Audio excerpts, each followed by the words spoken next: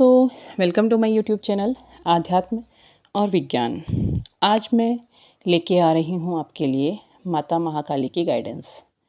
आज आज का जो वीडियो है वो थोड़ा सा अलग है। मैं कई बार माँ का संदेश लेकर के आती हूँ, वो क्या कह रही हैं या क्या बता रही हैं। आज उनकी एक गाइडेंस आ रही है, तो आज हम उसी पे बात करेंगे। वीडियो पे अंत तक बने रहिएगा। आज का जो संदेश है, क्योंकि अमावस से जुड़ा हुआ है, इसीलिए थोड़ा विशेष है। क्योंकि ऐसे दिन पूर्णिमा और अमावस के दिन विशेष रूप से जो भी लोग जर्नी में होते हैं, जो सोल जर्नी में होते हैं, वो थोड़ा सा अलग सी मानसिक स्थिति में रहते हैं। भले ही वो बैलेंस कर चुके होते हैं, फिर भी उनकी मानसिक स्थिति थोड़ा सा अलग होती है। तो इसीलिए जो माता की गाइडेंस आ रही हैं, वो आपसे कह रही हैं कि आप जो अपनी जर्नी में जो भी आप काम कर रहे हैं उन्हें करते रहिए। आप सही दिशा में हैं और इसी प्रकार आगे बढ़ते रहिए। लेकिन इसके अलावा जो आपको हल्की सी एंजाइटी फ़ील हो रही है या किसी को बहुत ज़्यादा हो रही है, जो बहुत अभी जिनको काम करना बाकी है, बहुत ज़्यादा एंजाइटी फ़ील हो रही है, या फिर आज उनकी एनर्जी उन्हें लो महसूस हो रही है, तो इस स्थिति में माता आपसे ये कहना चाहती हैं कि आप धरती से संपर्क करें। धरती यानी कि जो पृथ्वी है, जो भूमि है, जो मिट्टी है, इससे संपर्क करें। अब संपर्क कैसे करें, ये प्रश्न आता है। तो इसमें जो गाइडेंस है माँ की, या जो संदेश है कहना चाहिए, वो ये है कि आप धरती से संपर्क कैसे करेंगे।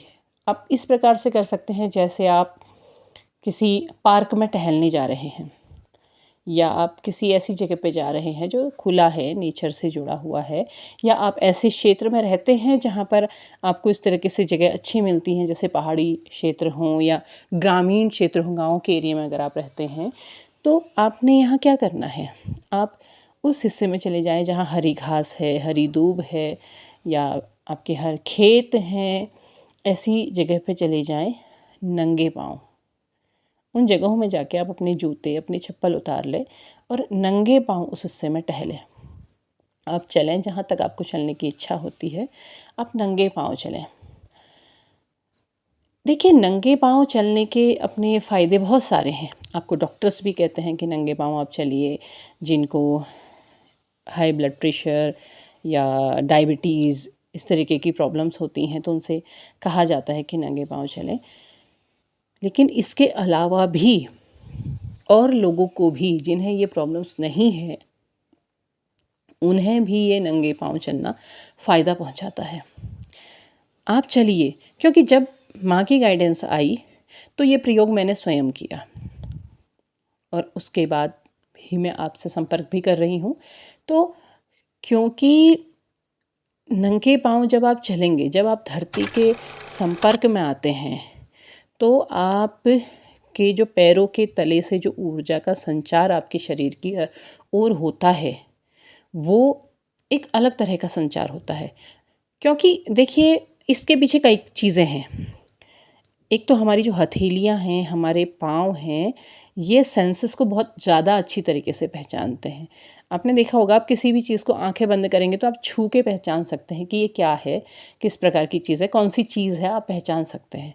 क्यों? क्योंकि इन जगहों पर जो सेंस होते हैं, हमारे स्किन के जो सेंस होते हैं, वो ज़्यादा एक्टिव होते हैं। जबकि स्किन तो हर जगह से सेंसिटिव होती है, बट यहाँ पर ज़्यादा एक्टिव होते हैं और आप चीज़ों को छू करके पहचान सकते हैं। तो जब आप पैरों को धरती के संपर्क में लाते हैं, तो जो धरती की ऊर्जा है, वो आपके शरीर से ऊपर की ओर बहती है, और ऊपर की ओर बहती है तो आपका जो भी इम्बैलेंसमेंट होता है, उसे बैलेंस कर देती है।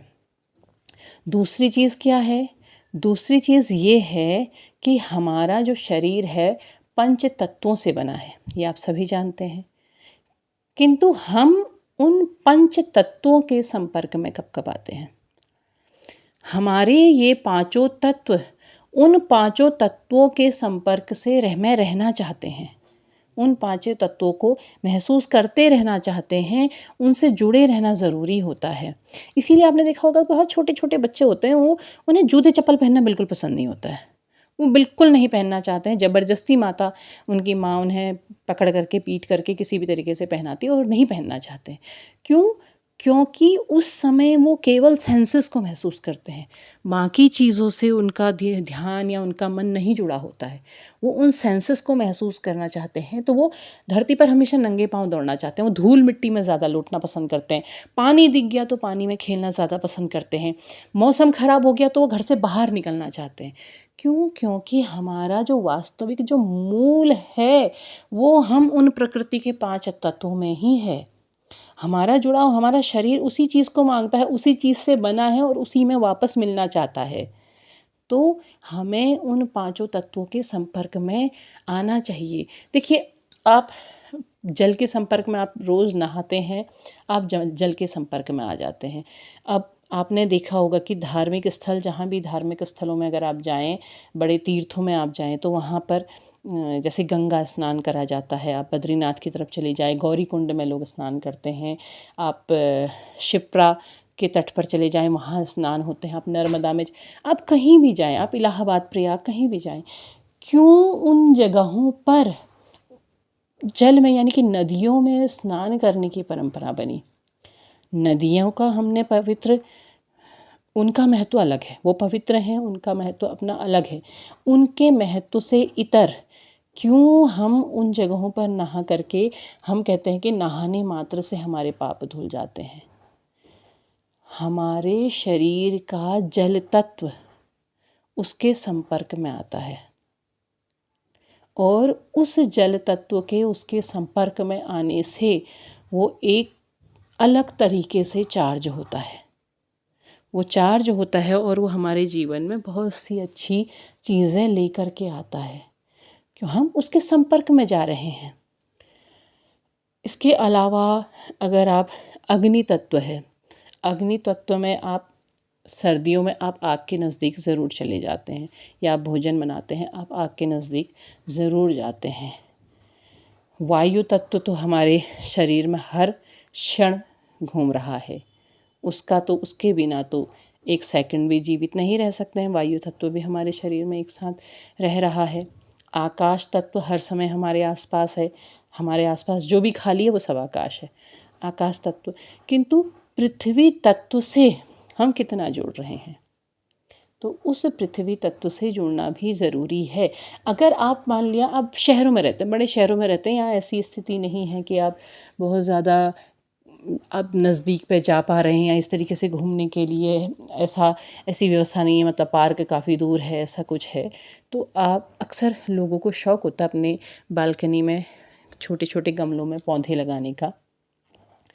आप पौधे लगाइए, आप ग्लव्स की जगह हाथों से मिट्टी को स्पर्श कीजिए।